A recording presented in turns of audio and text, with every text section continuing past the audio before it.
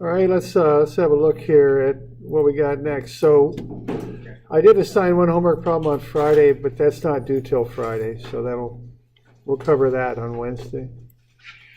That's that spreader problem. So why don't we have a look here at Linkage Motion, how things move and how we analyze machines and things like that. So we're going to do some of this vector stuff we've been working on throughout the term to accomplish this. So we'll kind of look at a couple different pages that have some information. First one's pretty basic, just on 506. We'll just look at one thing there. And that is if you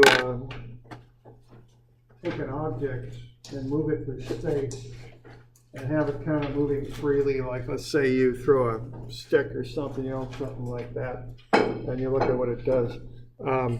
What you can do is break that motion into two pieces. You can look at a translation, which if it's just moving freely through space, would be about its center of gravity. Okay, you could kind of track that point as it moves, and then look at how it rotates about that center of gravity, and add those two motions together, and you'll get the overall motion.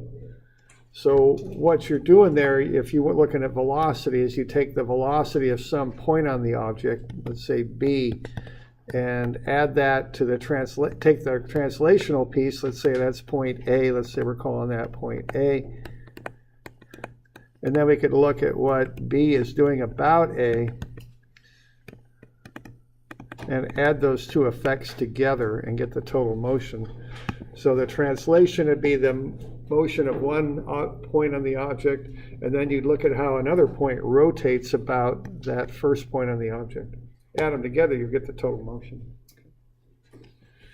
That's really the overall gist of what we're going to be looking at here for a little bit. Okay, so that's on 509, I think it was. 506. All right, now let's look at some examples of this idea. Let's start with wheels, and now I've jumped ahead to page 520. Let's start with wheels that roll without slipping, which is normally what a wheel does. So if you're just riding a bike down a road, or if there's some big truck on a dry road, that's usually what happens with those wheels. They don't slip, they just roll, and they drive the vehicle down the road. So there's a direct connection between how much they rotate and how far the vehicle moves. Okay, now wheels can slip, and they do sometimes. They can do it in two different ways. One way they can do it is if a car's driving down on a slippery, icy road, the wheel will spin much faster than the car moves. And that's one form of slipping.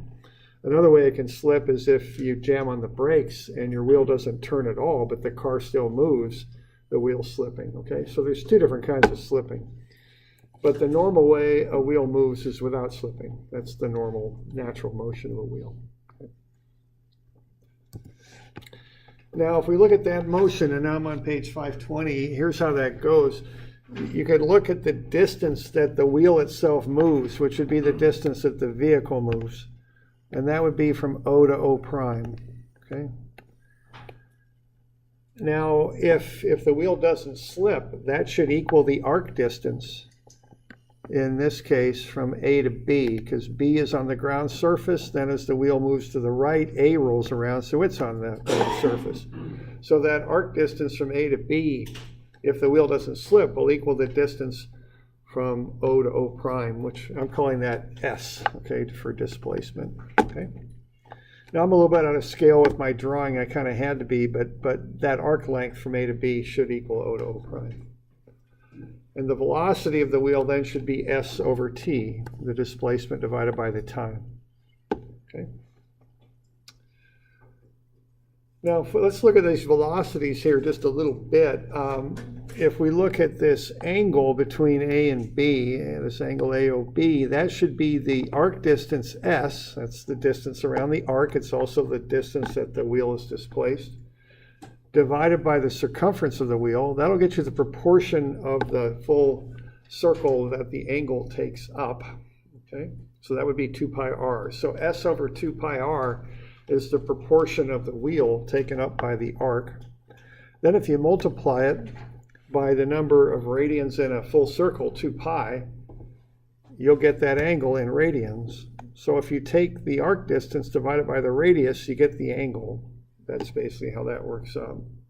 Okay. All right, now that's the angle. Now omega would be that angle divided by time, so that would be S over RT. Okay, just dividing S over R by T. And then if we look at the velocity of the point on the perimeter of the wheel due to the fact it's rotating, simply due to that fact, that would be omega, which we've got over here. It's S over RT times the radius, okay? Omega R, that's V, due to rotation. And that would be S over T also, okay? So what we got here is a fact about wheels that roll without slipping, and that is the velocity at which the wheel displaces, so that it rolls across the ground, which would be the velocity of the car or the bicycle. That equals the rotational speed of the wheel itself. If it were just sitting there in place rotating, they're equal to each other. Okay. So you all with me there? Those two things are different velocities, but they're equal to one another. So the velocity of the vehicle, or the wheel, or whatever you want to call it, S over T, is equal to the velocity of a point on the perimeter of the wheel just due to its rotation. So now I've got that kind of listed out in vector style. Okay, if I take a wheel, and I've got this picture, though it's not color-coded on your sketch, of course, on your book, but what we've got here is I've got the velocity of the vehicle, which would be the velocity of the wheel, and that's all going to the right if this wheel is rotating to the right. So that's every point on the wheel has that velocity. We'll call it V0. Now, if the wheel is rotating and rolling without slipping, there's a second set of V0s that I've got in red that are due to rotation. And they just go clockwise, in this case, around the wheel, okay? So if you want to find the velocity of any point on the wheel, you got to add those two effects together. So if you want to find the velocity, let's say, of point D, it's actually 2v0, because you've got one v0 for the fact the wheel's rolling to the right, and a second that reflects the fact the wheel's rotating. If you want to find the velocity of point A, you'd have to do a vector addition. You'd have VA would be down and to the right at 45 degrees. And what would that work out to be? It'd be V0 squared plus V0 squared, because they're at right angles. You take a square root, and you get, 1.41 times V0 is what you would get. And that would be down and to the right at 45 degrees, okay? Okay. And interestingly enough, down at the bottom, point B has no velocity for that one instant. The wheel isn't slipping, it's sticking to the ground for that one instant.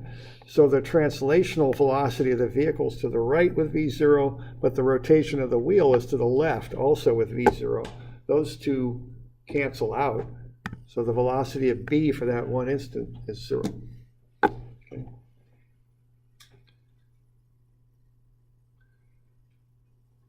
So we good with that? Okay.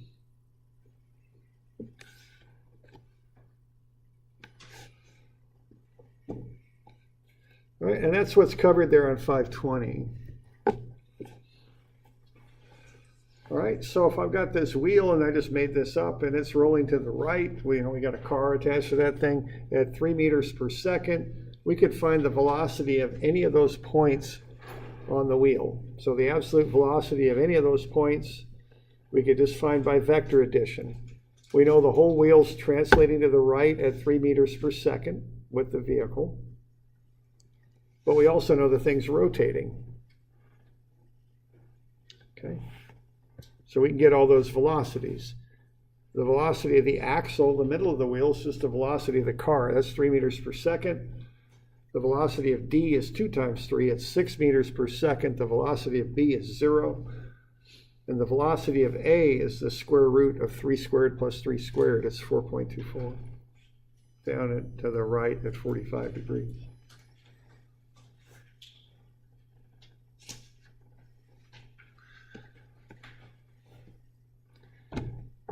Now, if we want to get a little formal about this, what we could say is VA is equal to V0, which is the axle. That represents the velocity of the car going to the right, plus the velocity of A with respect to O, which is a rotation. Okay, so this would be a translation. This would be a rotation. And if you add those effects together, what you get for VA is 3I, because it's translating with 3I, minus 3J, which would be the rotational piece. Okay, so that's how we could handle that in a little bit more of a formal sort of way, which will kind of lead into what else we're going to do with this.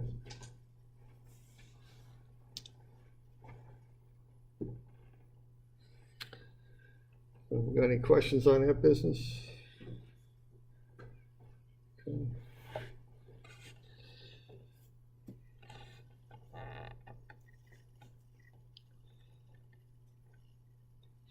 All right.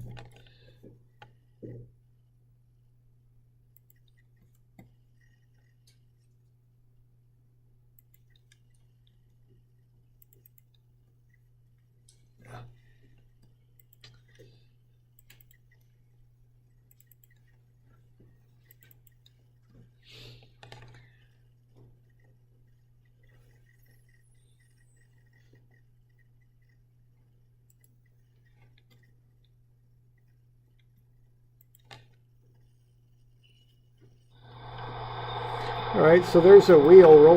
We got the one on the top, which is just rotating. That's all it's doing.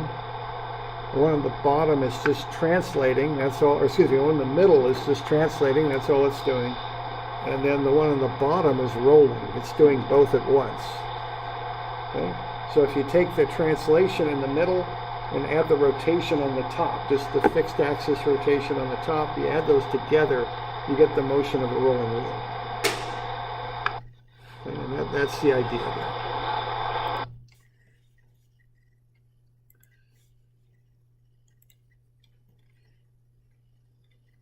there. Okay, so plane motion is equal to a combination of translation plus a rotation about the translating point. That's the overall concept here.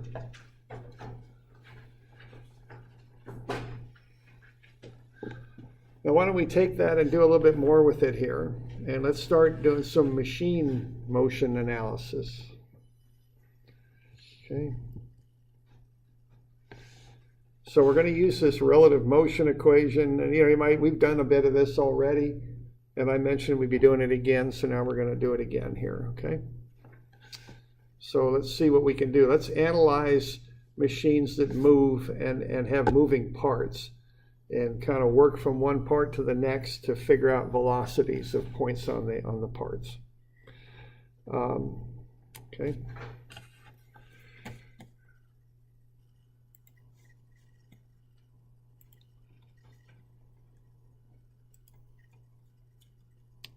So something like this, an internal combustion engine with a piston on connecting rods might be an example. Okay. So a motion like that. So what we'll do with this is we'll start at our crankshaft, the center of that, which is essentially from our analysis a fixed point. Then we'll work our way out to the point here on the cam, I guess you call it, on the crankshaft. I don't know what the word is for that, but that extension on the crankshaft. From there, we can work our way up through the connecting rod up to the piston. So if we know the dimensions here and the angles, and if we know the angular speed of the crankshaft, we can figure out the speed of the piston.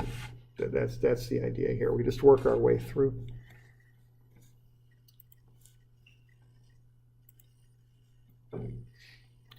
So let's give that a start, and let's use a motion of a linkage system like this. So we're going to start at A with a pin joint. AB will rotate around A. So based on that, we can find the velocity of B. Once we got that, we'll work our way to C, which we know moves on that vertical shaft. So I'm on page 540 is where I'm at. So let's see, given the information we've gotten there, we've got the geometric configuration. We can find, we have omega. We can find the velocity of c. So that's the idea. So let's give this a run. Let's work our way out from A to B, and once we're to B, let's go from B to C. So the first thing we'll want will be the velocity of B. It's the magnitude. And we got omega and we got r. R is the length of the linkage. So we should be able to work into the velocity of B. So it's 6 radians per second times the length of the linkage, 0.46. So that's 2.76 meters per second. So that's the speed of B.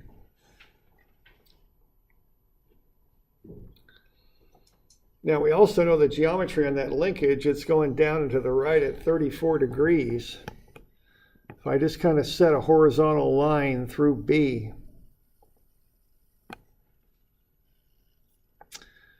okay, I got opposite angles there that are parallel, so that's 34. I've got a right angle in here between the velocity of B and the linkage AB. That'd be a right angle. So if I take that flat line, which is 180, take away the 34 and take away that right angle 90, I got 56. So VB is up and to the right at 56 degrees.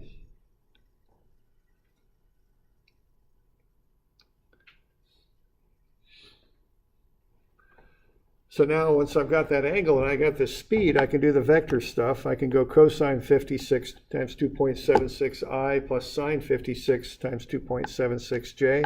It's up and to the right. Right is positive x, up is positive y. So I get a vector for VB. 1.54i plus 2.29j. Okay. So that'll get me the velocity of B.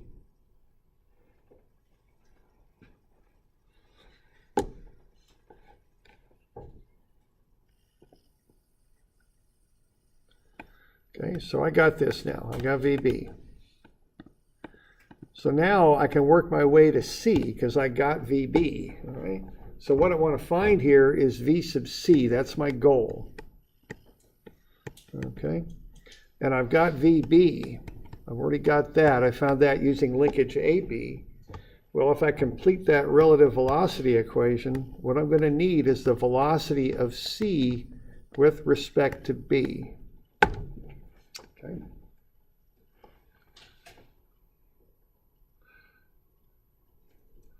So I guess we want to start thinking about this term, because we can get enough information about VC. That's our unknown we're going to solve with this equation.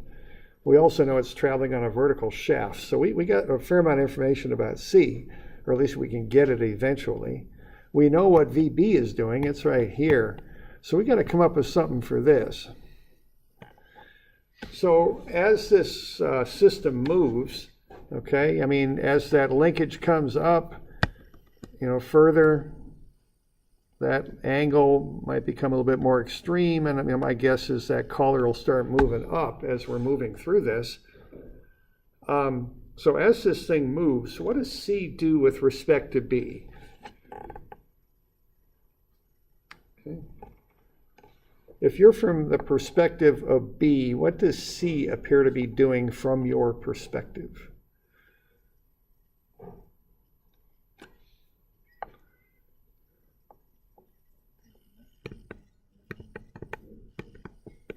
How far away is it from you? What's that? If you're at B, how far away is C? Yeah, 0.6. Does that matter where B is?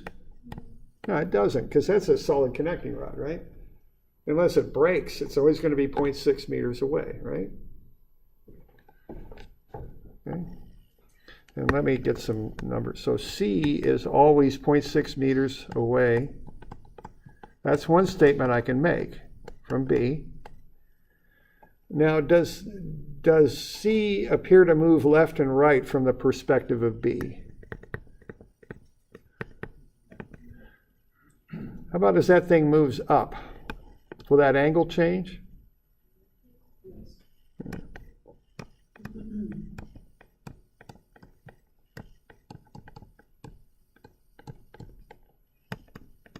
See, that angle will change as this thing rotates and moves into different positions.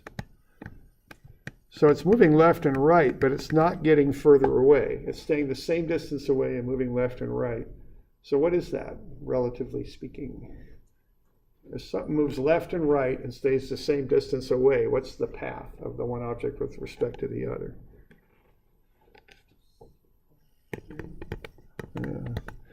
I'm hearing some words that relate to circles a little bit. Does that sound about right?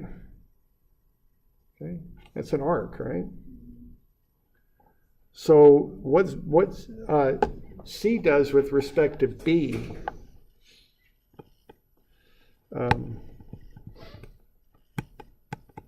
It's rotating, okay?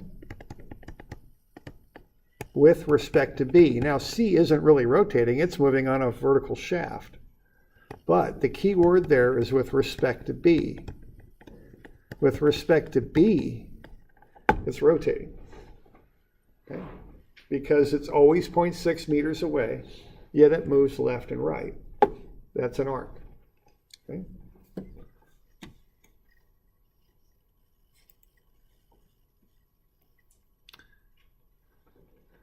Let's see. All right, now I just showed you an internal combustion engine, you know, this thing here.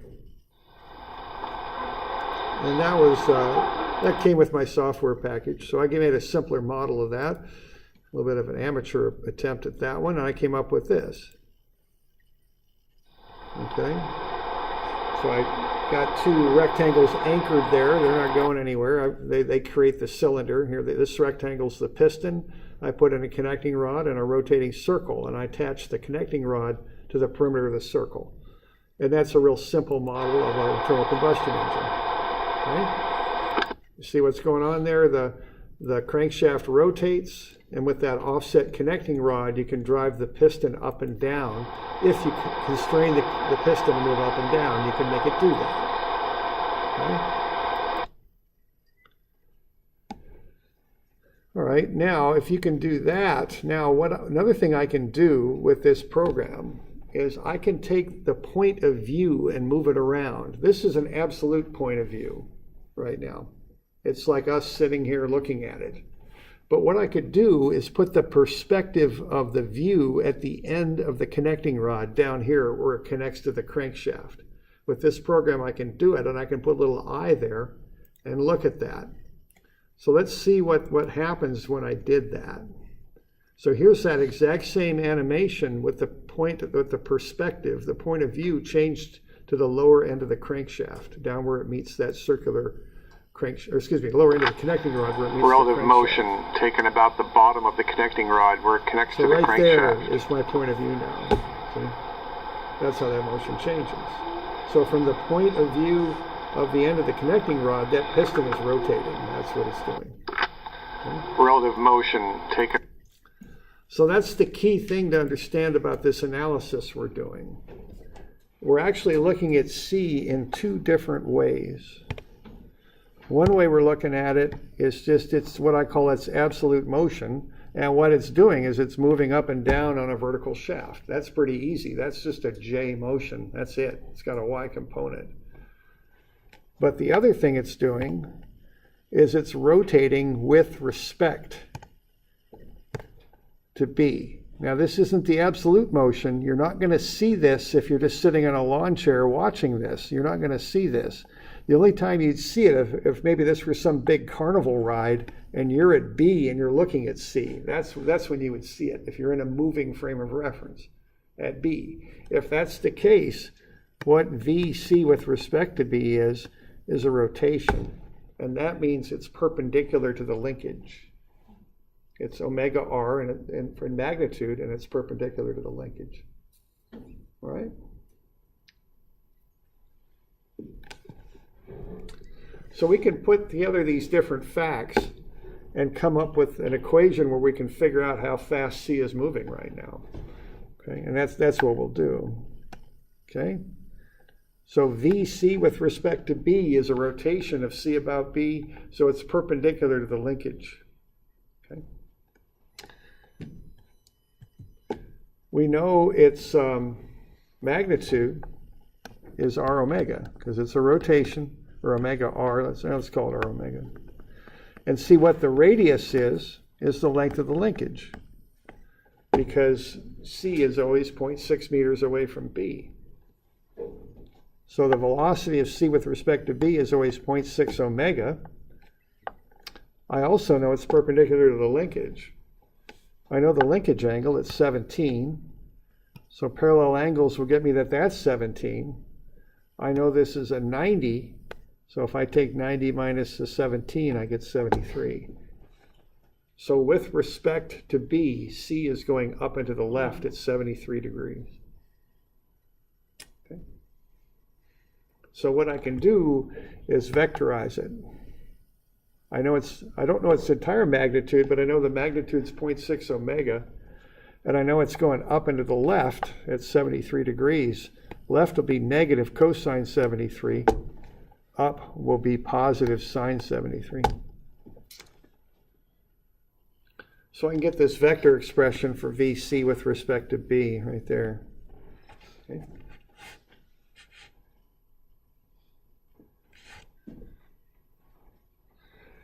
Now I got an unknown in there, it's omega, okay?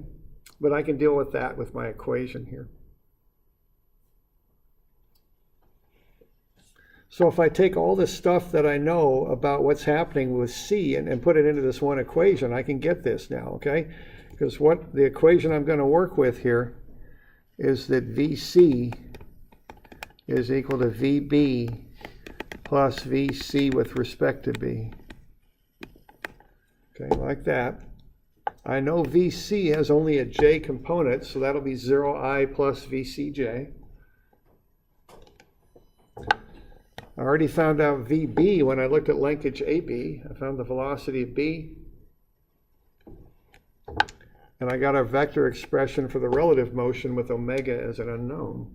So I can combine those three things together. And what I've got here is I've got a vector equation in I and J, which is really two equations kind of slapped together. An I equation and a J equation. And I've got two unknowns, VC and omega. Okay. So what I can do here is I can solve out the I equation because it doesn't have VC. So I can solve out the I equation, and that'll be 0I on the left, 1.54I, and negative 0.175 omega I. Solve that out, and I'll get omega is 8.8. Now when I built this equation, I assumed the relative motion was up and to the left. So that leads me to the fact that omega is counterclockwise there, okay? I got a positive 8.8 for omega. So I can take that positive 8.8, I can plug it back into my equation here. And then I can run the J's and solve for VC. Okay.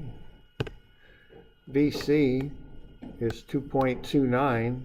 I need a decimal in there. Here it is. Plus 0.574 omega J. Okay. So I just got 2.29 plus 8.8, which is omega times 0.574. Add them up and I'll get VC. It's 7.34 positive going up. Okay. So there's some basic machine design there, okay? Or analysis might be a better word for it.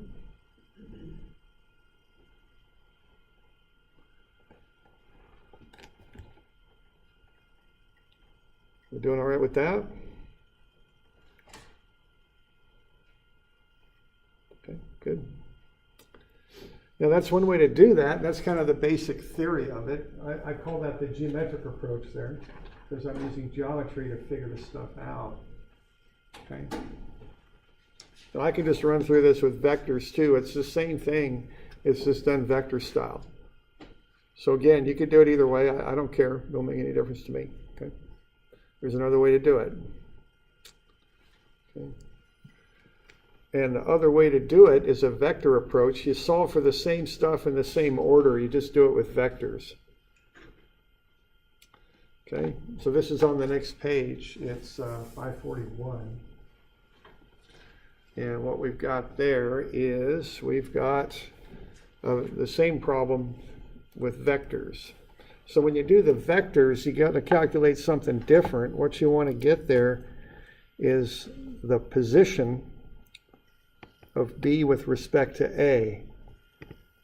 So there's a position vector like that. From A to B, 34 degrees, 0.46 meter length. Down and to the right. So right is positive cosine 34 times 0.46. Down is negative sine 34 times 0.46.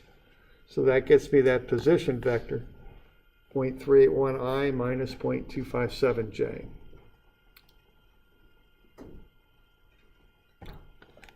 Okay. So if I want to find VB, the equation to find that, to find a velocity, is V is equal to omega crossed with R. That's how you find a velocity vector style. So I got omega is positive 6, so that's 0.006. And I've got R right there, 0.381 and negative 0.257 and 0. So it's just a matter of running the cross product there. Okay.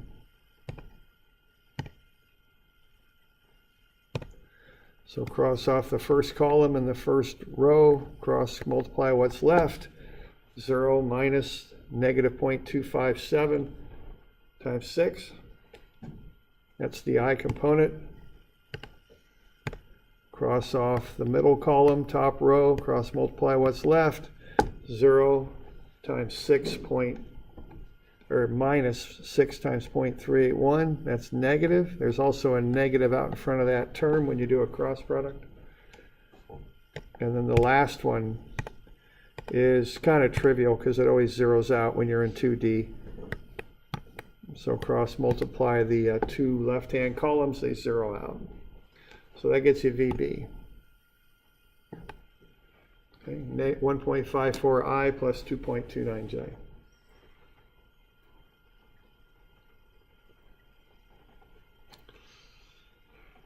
All right.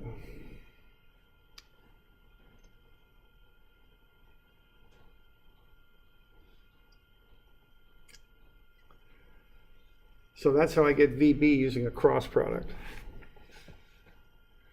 Now once I got that, I can move on to the next step. So we good with that, doing the cross? Doing it right? Okay. Okay, the next bit on this is I'll find VCB, C with respect to B, by taking omega C with respect to B and crossing it with RC with respect to B. So I need that position vector first. Okay, so what I'm doing there is I'm going from B to C with my position vector, upright at 17 degrees, 0.6 meter length. So cosine 17.6I plus sine 17.6J. So there's my position vector from B to C.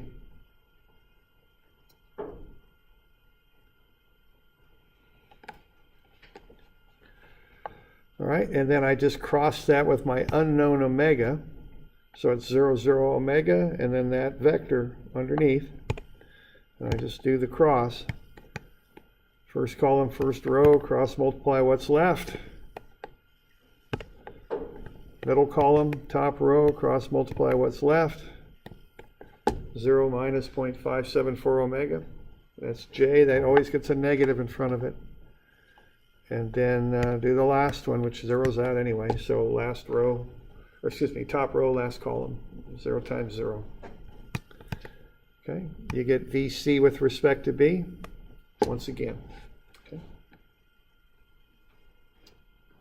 All right, now if you ever need that cross product formula, it's on the back of the formula sheet. So it's right there when you need it. All right, and then just like before, we slap all this together into one big vector equation, and we go ahead and solve it. pull out the i's, you get 0 is 1.54 minus 0.175 omega. Solve for omega, it's 8.8. You take omega, regardless of the sign, you just pop it right in. So if you get a negative for omega, that's fine. You just pop the negative in and carry it through. Don't get hung up on that. Just take the number, positive or negative, plug it in. It'll all come out in the wash, so no worries there. And we get the same answer. So this last slide is the same thing as we did earlier. Okay. So this cross product method has a little bit more number crunching, so it's a little bit, more calculation intensive, you might say, doing the crosses. What you're doing there is you're finding the position vectors from your start point to the point you're trying to find. And you just cross those with your omega vectors. The omegas are always k's. The other two terms are 0 for the omega vectors. Okay. Now with the geometric method, you got to kind of look at it and draw up a sketch and put them in at 90 degrees. The other thing is you got to be kind of careful on these because you do have to sketch them up. It's important on this one here. I'm assuming omega is counterclockwise here on the geometric method on that previous page. So that means the relative motion is up and to the left. So if it's up and to the left, the relative motion would have, let's see, I got VCB is, a negative I because it's to the left and a positive J. Okay. So I have to go with that once I make this assumption. Now I could also assume it's going down, in which case it would have a positive omega, a positive I, and a negative J. I could do that. That would work too. I would just get a negative sign. That would just carry through my work and come out in the wash. It wouldn't be any problem. But what I can't do is assume positive I and positive J, because that's not possible given the configuration I've got here.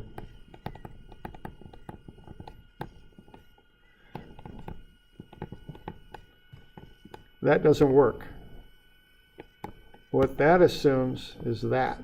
And see, it's not doing that. It's going either up left or down right, one or the other. You can't just arbitrarily assume signs on this relative velocity term. It just doesn't work. Similarly, you can't assume they're both negative because they're not.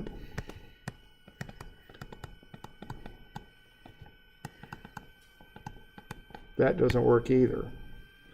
So you got to pick something that physically can happen, which is either up left or down right. You can't assume up right or you can't assume down left. They don't work. Okay.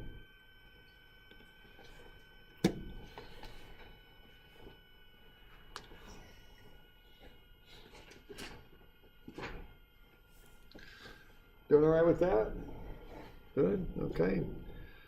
Now, we'll take a little break here in just a minute, and we'll look at yet another way to do these. Now, I'm going to get you a couple of these to do, and I'll tell you a couple things about them. First thing is, you can do it either method. You can do it geometrically, or you can use vectors. I don't care. Just whatever works for you is fine with me. I'm also going to put something like this on the test. I'm quite sure I always do. So just get this figured out. It's not something that's cloaked or hidden in any way. It's just a linkage problem, solve it, if you know what I mean. It's not, it's not like you got to get to what I'm asking you to do or anything like that, or any of that. It'll just be real straight up. It'll be a linkage problem kind of like that, and it'll be configured differently, of course, but it'll be something like that. And you just get it, find you a method that works, and just be able to apply it. Just kind of dial that in. How you do it, I don't really care. It's up to you, all right?